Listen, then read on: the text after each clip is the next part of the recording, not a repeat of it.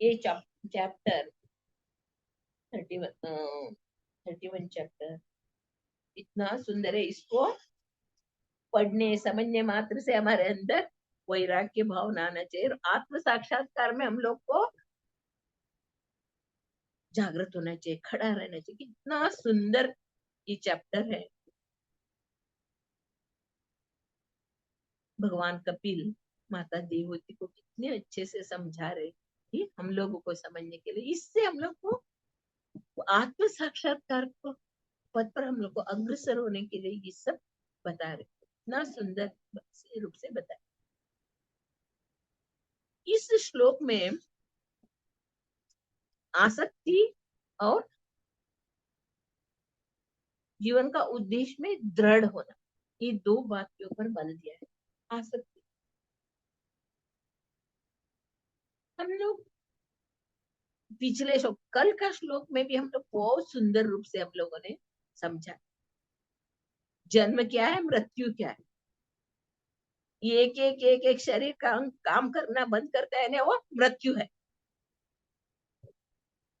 इधर हम लोग बैठे उस समय काफी लोगों को इसका प्रैक्टिकल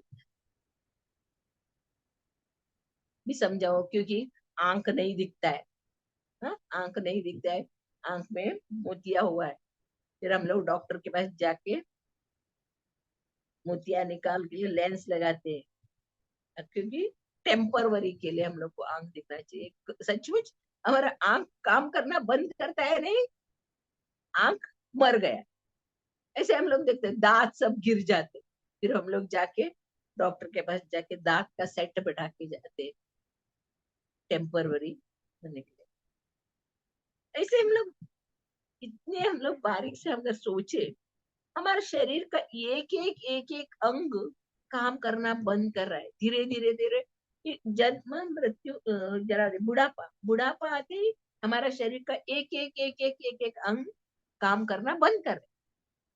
हम लोग देखते हैं बार बार डॉक्टर के पास जाते इलाज करने के लिए, वो डॉक्टर दवाई देते, उससे हम लोग खाने का हम लोग लगता है हाँ हम लोग अभी ठीक हो गए।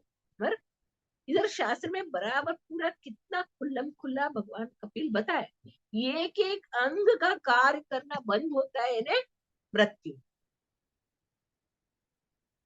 आखिर लास्ट है, लास्ट तक आत्मा निकल जाती, उतने तक हमारा हम लोग का क्या हालत होता है, हम लोग बुढ़ापे में देख रहे हैं।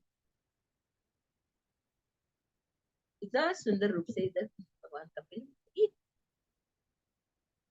जीवन में, इस जीवन में आसक्ति, जब ये बच्चा माँ के गर्भ में जन्म लेता है, तभी से हम लोग देख रहे हैं कितना तकलीफ, कितना कष्ट हो रहा है बच्चे को, कितना तकलीफ हो रहा है, देख रहे हैं हम लोग। फिर वो 9 महीने से बाद में बाहर आने के बाद भी उसको कष्ट हो रहा है, फिर भी उसको धीरे धीरे धीरे धीरे वो बढ़ता है और उसको उसको आसक्ति, सभी में आसक्ति होती, संसार में, इस संसार में हर एक जीव किसी न किसी के ऊपर आसक्त है, कोई मुक्त नहीं है। मायाबद्ध जीव ना ही परित्राण, श्लोक भजन में हम लोग देखते हैं मायाबद्ध जीव है, हम लोग सब हाथ पांव बंधा हुआ है, मायाबद्ध है। हमें इतनी कठिन अवस्था रहने पर भी इस बद्धावस्था में छुटकारा, छुटकारा कैसे होएगा उसका हम लोग को ध्यान नहीं है। फिर हम लोग को आसक्ति, जो देखते हैं उसमें आसक्ति का वो बैठा हुआ है, देखते हैं हम लोग। जो लड़का बड़ा होता है, वो बड़ा होने के बाद उसको लड़कियों में आ सकती, लड़की है तो लड़का में आ सकती, हाँ? माँ को बच्चे में, और सभी ऐसे पूरा संसार किसी न किसी के पीछे आसक्त होके चल रहा है। गृहस्थ आश्रम कैसे रहना चाहिए, इतना सुंदर रूप में इसमें भागवतम में बताई। जो कोई भागवतम का इतना ध्यान से पढ़ेगा, सचमुच वो वैराग्य वैरागी यानी भगवान का भक्ति में लग जाएगा। आजकल हम लोग देखते हैं, अपने मंदिर से कितने छोटे छोटे बच्चे लोग प्रवचन कर रहे, हम लोग को भागवत कथा, इन लोगों ने ये पढ़ के उन्होंने मंदिर में ज्वाइन किया। ये पढ़ने के बाद हमारे अंदर तुरंत बदलाव आना चाहिए, क्योंकि इस परिस्थिति से हम लोग कैसे बाहर निकले, वापस वापस वापस उसी में आकृष्ट नहीं होना चाहिए, इससे बाहर निकलने का मार्ग सोचना चाहिए। इधर तो बहुत सुंदर रूप से भगवान कपिल बताया, और प्रभुपाद जी ने बहुत सुंदर रूप से इसमें तात्पर्य में बताया। गृहस्थ आश्रम, तीनों आश्रम में गृहस्थ आश्रम सर्वश्रेष्ठ आश्रम बोल रहे हैं। इस आश्रम में पत्नी बच्चे गृहस्थों को सबको मिलके भगवान का भक्ति करने का मौका रहता है। कैसे गृहस्थ आश्रम में रहना चाहिए, इसको हम लोग कर्दम मुनि और देवहूति के जीवन से हम लोग जानते हैं। कर्दम मुनि हजारों बरस तपस्या किया उन्होंने, तपस्या किया, क्यों? क्योंकि उसको शादी करके भगवान की जैसे पुत्र उत्पन्न करना, तो उनके तपस्या से प्रसन्न होकर भगवान उससे उसका इच्छा पूरा करते। हम लोग देखते जब भी देवहूति को लेके मनु महाराज आते हैं, तो उसके साथ शादी करके माँ बाप चले जाते हैं। तो शादी होने के बाद कर्दम मुनि वापस तपस्या तपस्या करने लगते हैं। देवहूति उनकी कैसी सेवा करती सती देवहूति, ये हम लोग पूरा पूरा पूरा इस अध्याय में, हम लोग इस कैंटो में हम लोग देखा उसका, उसने पति की सेवा किस तरह किया, और उस पति तपस्या कर रहे थे और माता देवहूति उनकी सेवा कर। उसके बाद जब भी उनका तपस्या खत्म हुआ, जब भी वो आंख खुला करके देखा, तो अपनी पत्नी का स्थिति को देख के उनको बुरा लगता है, तो अपने योग शक्ति से उसको सब सुख देते और सब लोक में घुमाते, वैकुंठ लोक का भी दर्शन होता है। और उसको पहले वो बताए थे, शादी के पहले उन्होंने देवहूति को बताया था, मैंने पुत्र जन्म होते ही मैंने संन्यास आश्रम में चला जाए। एग्री होने के बाद ही उनका शादी हुआ। उसी तरह भगवान कपिल का जन्म होते ही कर्दम मुनि गृहस्थी को जाके तपस्या के लिए, ये हम लोग साक्षात हम लोगों ने देखा है। अभी भगवान कपिल माता को उपदेश दे के वो भी चले जाते तपस्या करके। गृहस्थी में इस तरह रहने का ये हम लोग को सिखा रहे। एक गृहस्थ शादी करने के पहले भी तपस्या करने को, शादी होते ही हम लोग अभी क्या करते हैं, शादी होते इंद्र तृप्ति में घूमने का, इधर घूमने का उधर घूमने का, मैंने इधर इतना सुंदर ढंग से बता रहे, प्रभुपाद बता रहे, शादी होती है तपस्या करने चाहिए, तपस्या करने के बाद गृहस्थी में रह के पुत्र तो अब इस जे कर्दम मुनि ने इस तरह तपस्या करी, उसके लिए उनका भगवान पुत्र उनका प्राप्त। सभी गृहस्थों को यही उपदेश है कि संसार संसार में रहकर ही हम लोग को सब करना है। संसार छोड़ के हम लोग को, संसार से बाहर जाके हम लोग कुछ नहीं कर सकते, संसार में रहकर ही हम लोगों को करना है। इधर हम लोग देखते मोह किस तरह हम लोग को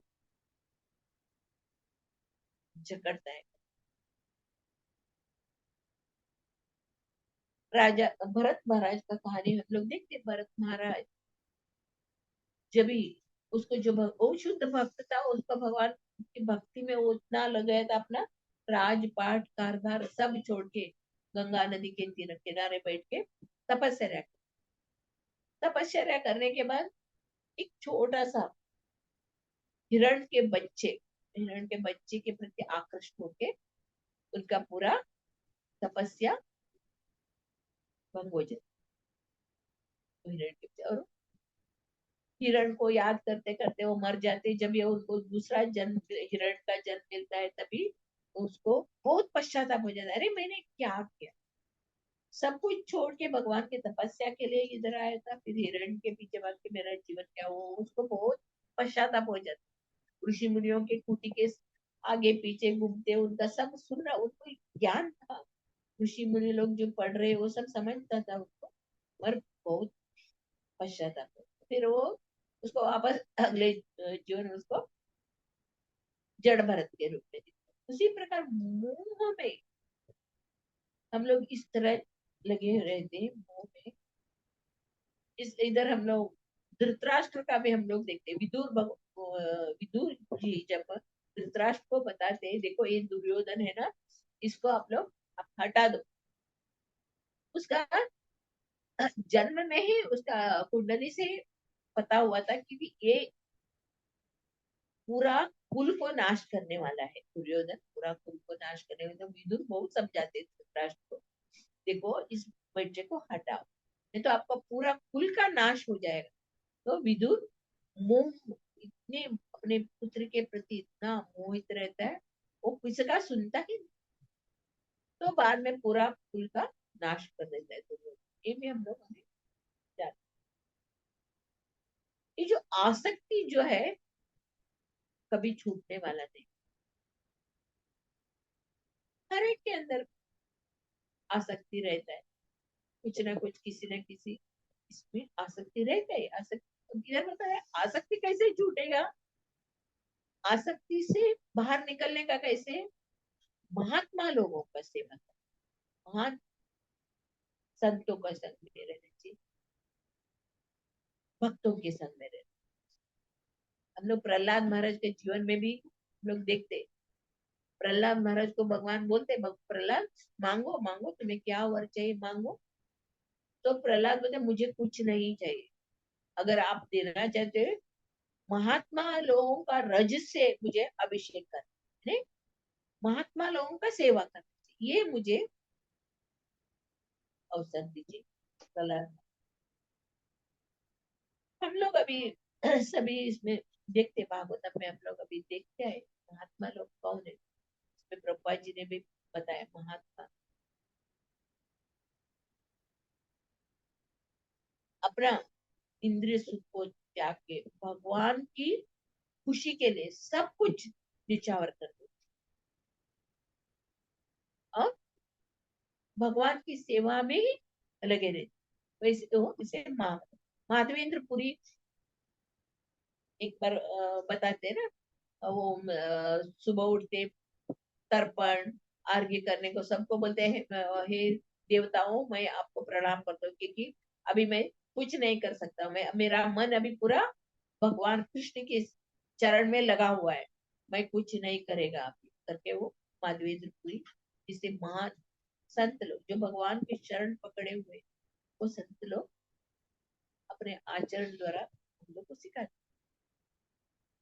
अगर हम लोग अपने आसक्ति से छूटना चाहते हैं, तो हम लोग को इस दिन महान आत्माओं की शरण में जाना चाहिए, उनका चरण रज को अपनाना। चरण, सिर्फ चरण रज को अपनाना वैसा नहीं, उनकी वपु और वाणी से उनकी सेवा करना। महात्मा लोग हमेशा हमारा भला ही चाहते हैं। भागवत में, शास्त्र में, सभी सभी जगह हम लोगों ने देखा है, सुन रहे, पढ़ रहे। मनुष्य जीवन सबसे श्रेष्ठ है। इधर फिफ्थ कैंटो में एक जगह मैंने पढ़ी थी, उसमें बता रहे,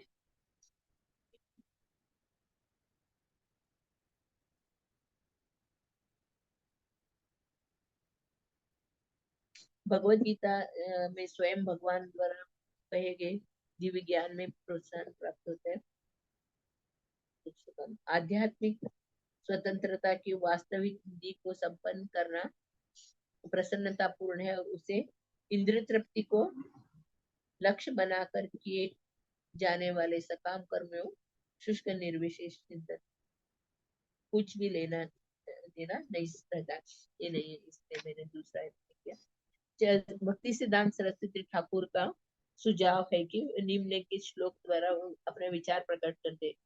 नृदेह माध्यम सुलभम सुदुर्लभम प्लवम सुकल्पम गुरु कर्णधारम मायानुकूलेन नभस्पतिरितं पुमान भवाब्दि न स्तरे स आत्मः।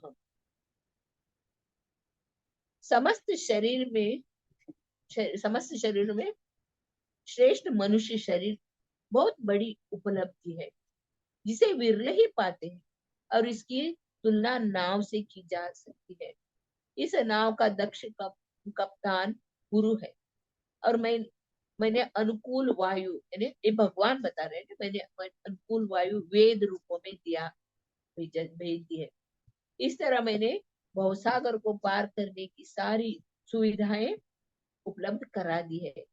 जिस मनुष्य ने मनुष्य जीवन की ये उत्तम सुविधाओं प्राप्त कर ली है किंतु वो भवसागर को पार नहीं करता, उसे अपनी ही आत्मा का मारने वाला मानना चाहिए।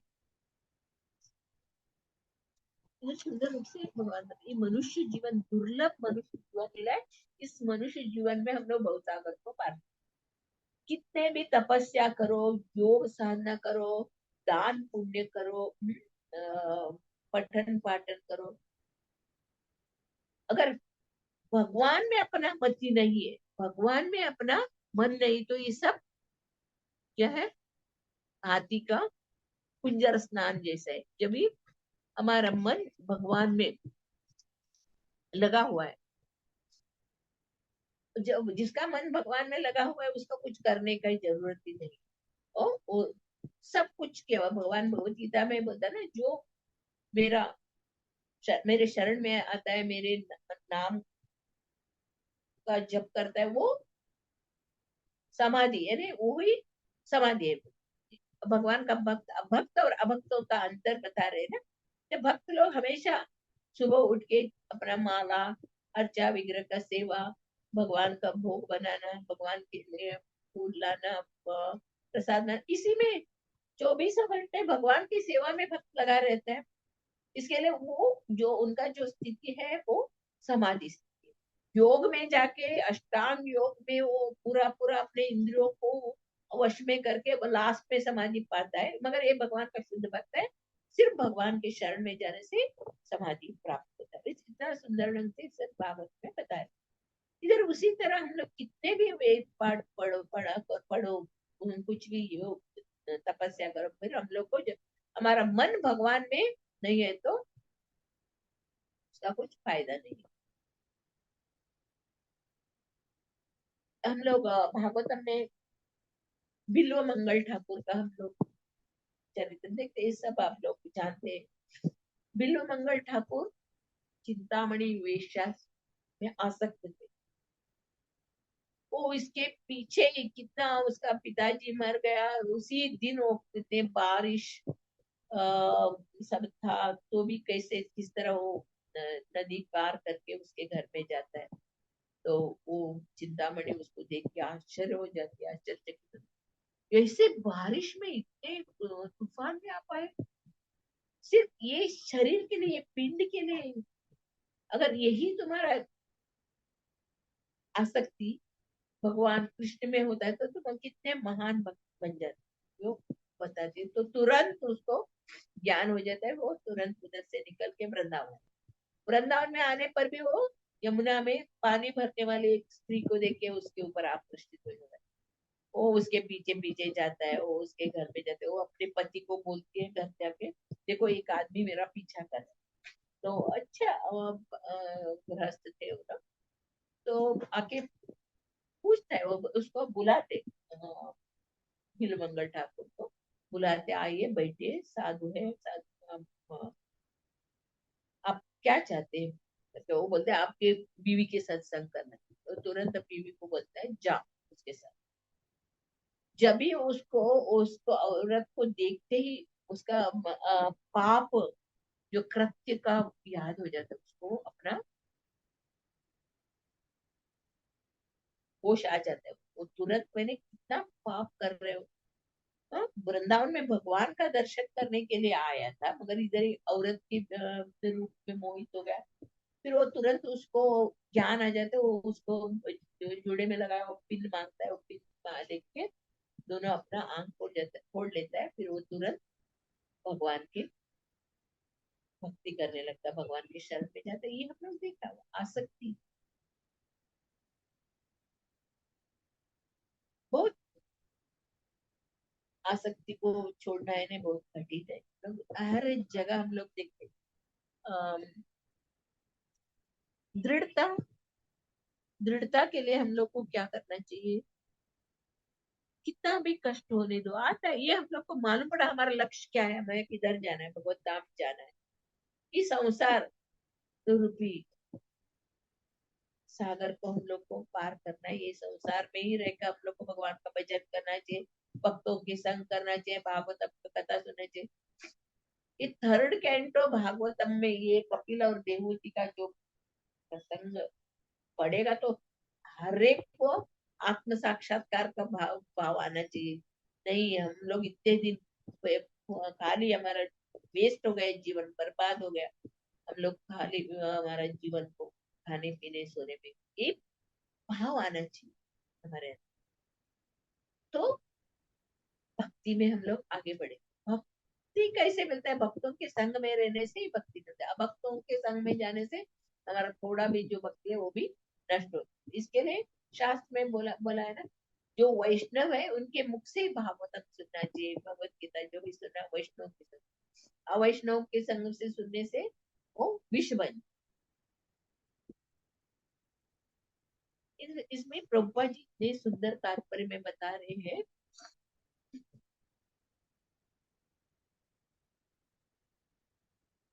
भगवान भौतिक सृष्टि के ऊपर है, यहाँ तक कि शंकराचार्य निर्विशेषवादियों ने भी स्वीकार किया है, नारायण सृष्टि के परे है।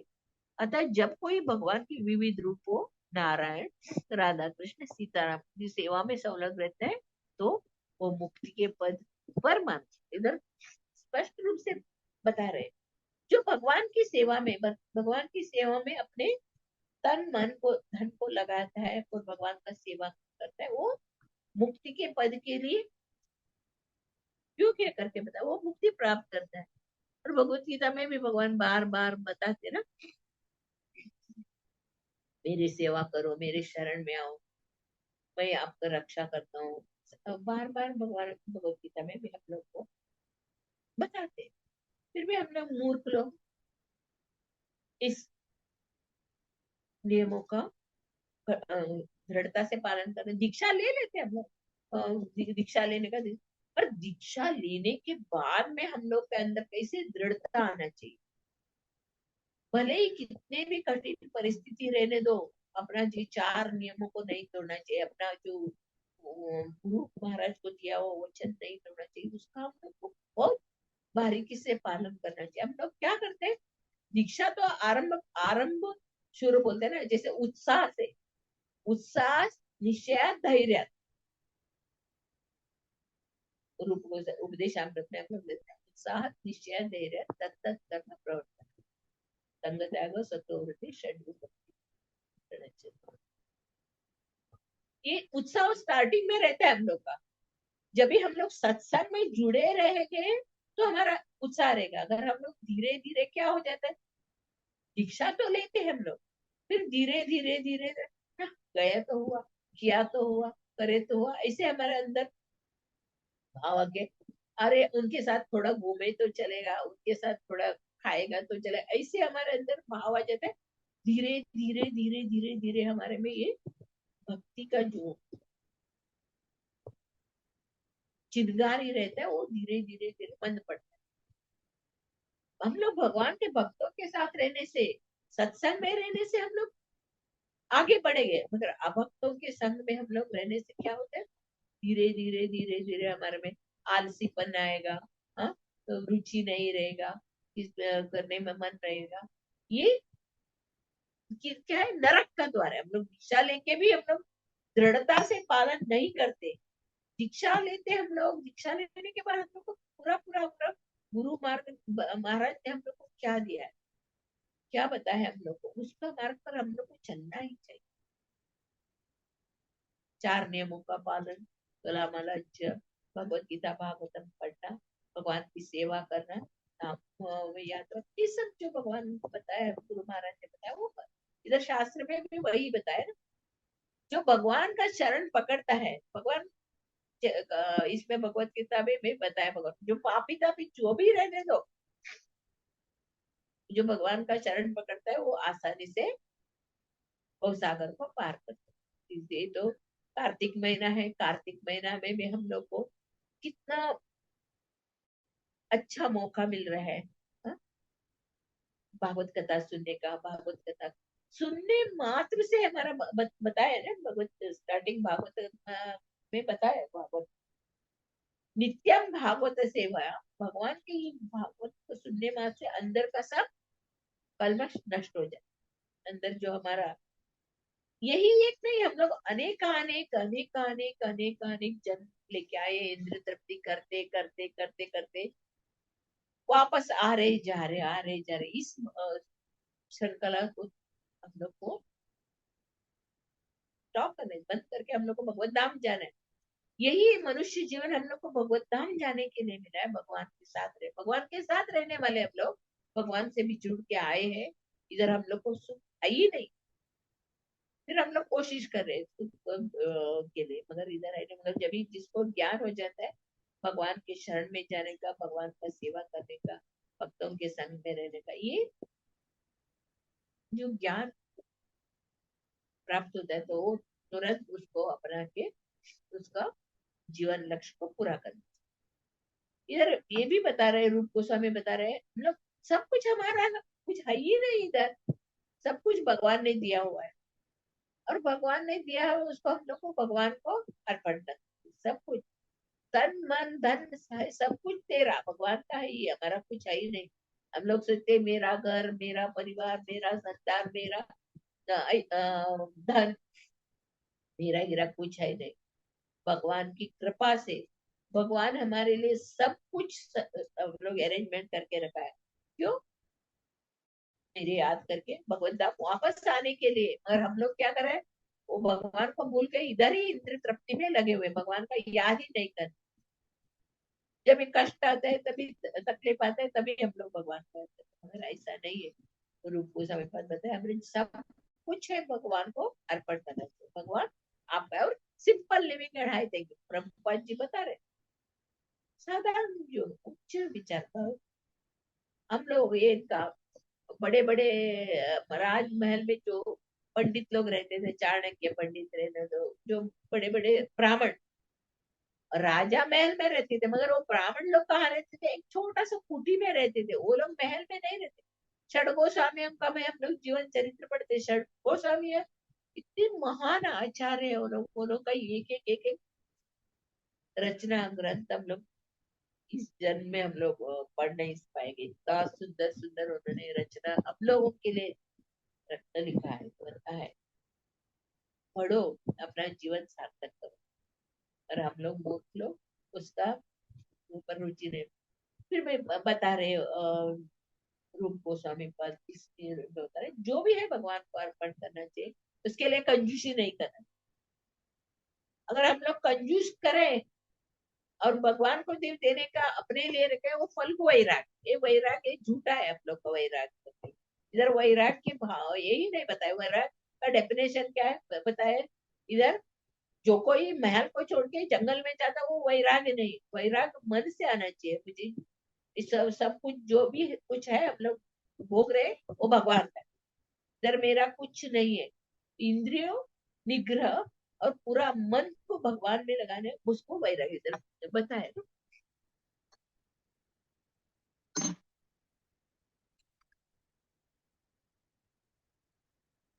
वैराग्य के लिए आवश्यक है कि प्रकृति पर प्रभुत्व जताने तथा अपने इस विचार को, वो भी ईश्वर है, वो भी ईश्वर है, वो त्याग देता है, वही असली वैराग्य। हम लोग क्या कर रहे हैं अभी, हम ये सब मेरा है, मेरा है, मेरे है, इसके इसमें लगे हुए ना, इधर मेरा कुछ है ही नहीं। एक दिन सब कुछ छोड़ के जाना ही है, खाली हाथ में जाना है, खाली हाथ से आए हैं और खाली हाथ जाना है, और मेरा क्या है इधर। फिर इस मन में ये जो भाव रहते हैं, मेरा कुछ है ही नहीं, तो वो वैराग, असली वैराग। ये भोगने का ये मेरा है, मेरा बोले फल्गु वैराग करके बता रहे हैं। प्रत्येक भगवान के है, अतः उसका उपयोग भगवान के लिए करना चाहिए। अपनी इंद्रिय तृप्ति में हमें कुछ भी प्रयोग नहीं करना चाहिए। यही वास्तविक वैराग्य है, जिसको इधर ये भी बता रहे हैं, जो सब कुछ है भगवान का है, भगवान के लिए अर्पण करना चाहिए।